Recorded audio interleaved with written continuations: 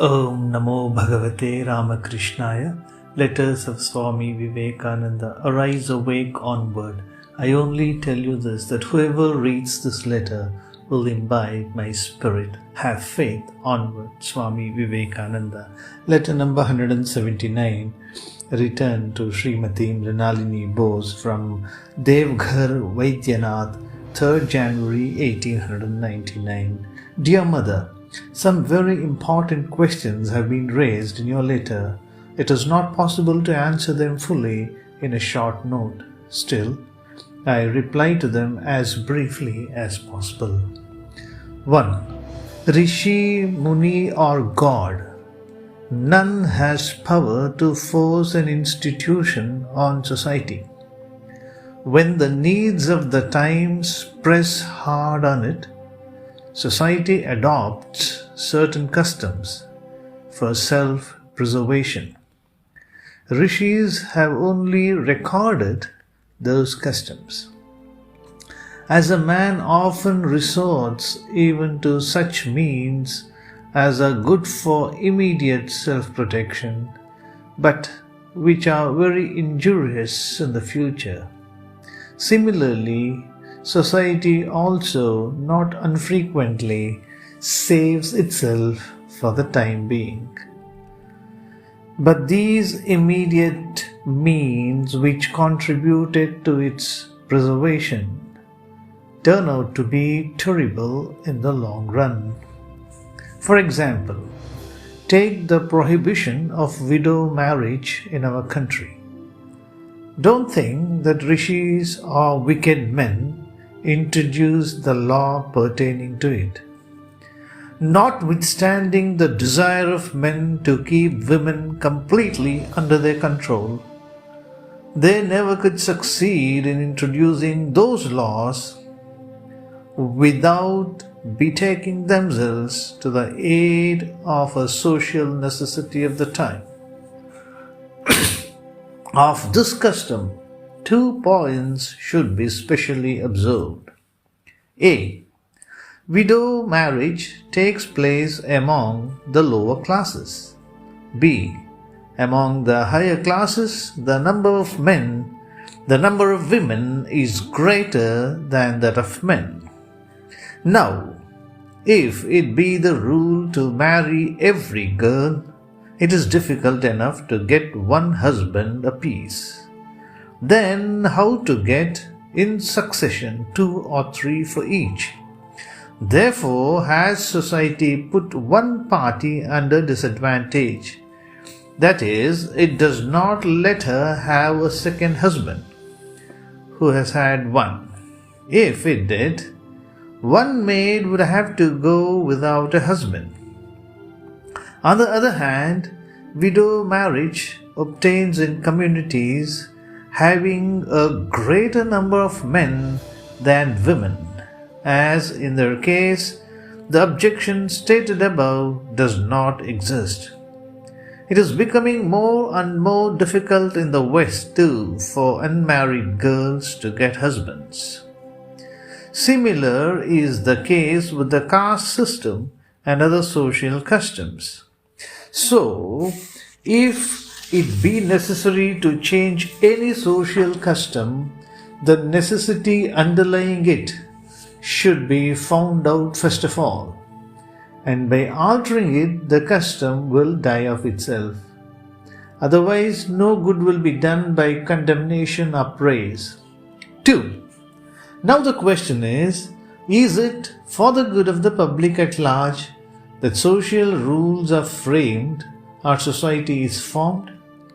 Many reply to this in the affirmative. Some again may hold that it is not so. Some men, being comparatively powerful, slowly bring all others under their control, and by stratagem, force, or adroitness gain their own objects. If this be true, what can be the meaning of the statement that there is danger in giving liberty to the ignorant? What again is the meaning of liberty? Liberty does not certainly mean the absence of obstacles in the path of misappropriation of wealth, etc., by you and me, but it is our natural right to be allowed to use our own body, intelligence, or wealth according to our will without doing any harm to others. And all the members of a society ought to have the same opportunity for obtaining wealth, education, or knowledge. The second question is, those who say that if the ignorant and the poor be given liberty, that is, full right to their body, wealth, etc., and if the children have the same opportunity to better their condition and acquire knowledge as those of the rich and the highly situated, they would become perverse. Do they say this for the good of society or blinded by the selfishness? In England too, have heard, who will serve us if the lower classes get education? For the luxury of a handful of the rich, let millions of men and women remain unsubmerged in the hell of want and abysmal depth of ignorance, for if they get wealth and education, society will be upset.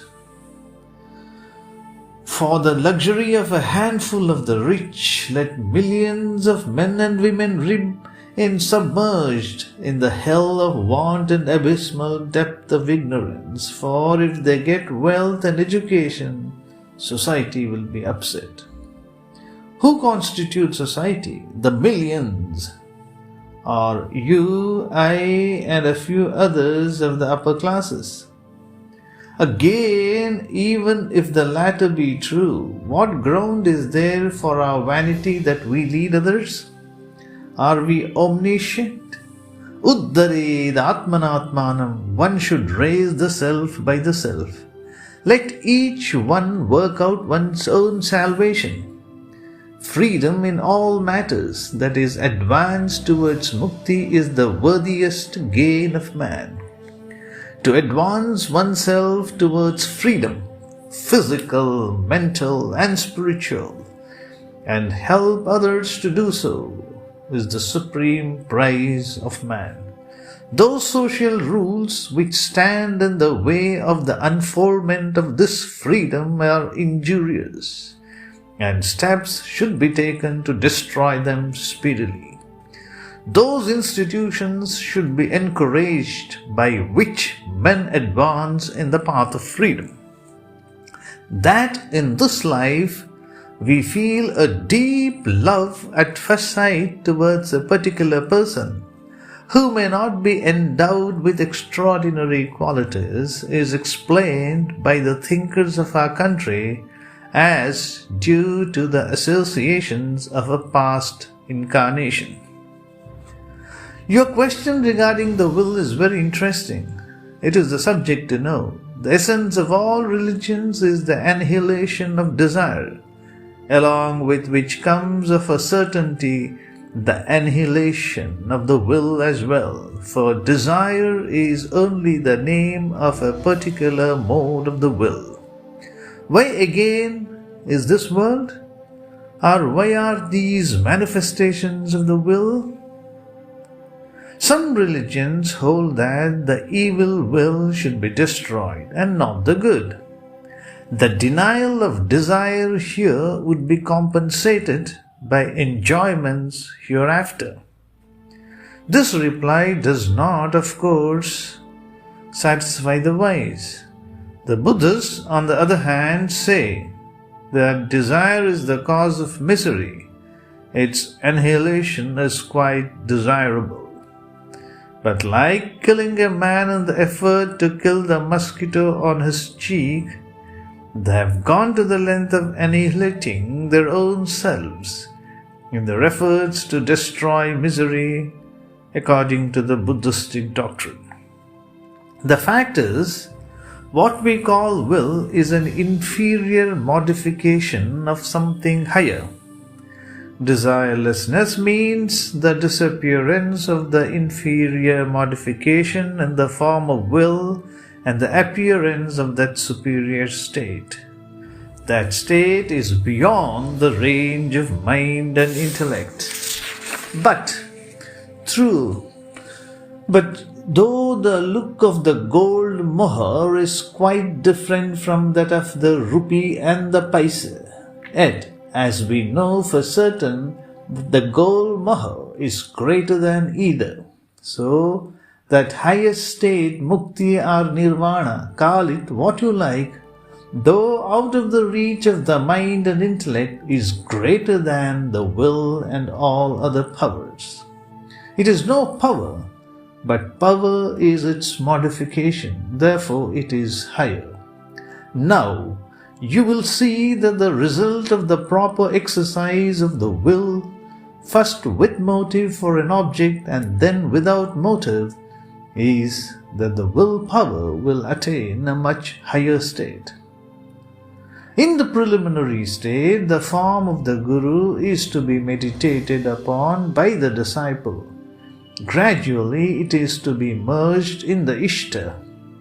By Ishta is meant the object of love and devotion. It is very difficult to superimpose divinity on man, but one is sure to succeed by repeated efforts. By repeated efforts, God is in every man, whether man knows it or not. Your loving devotion is bound to call up the divinity in him. Ever your well-wisher, Vivekananda. Om Shanti Shanti Shanti. Hari Om Tat Sat. Sri Ramakrishna Arpanamastu.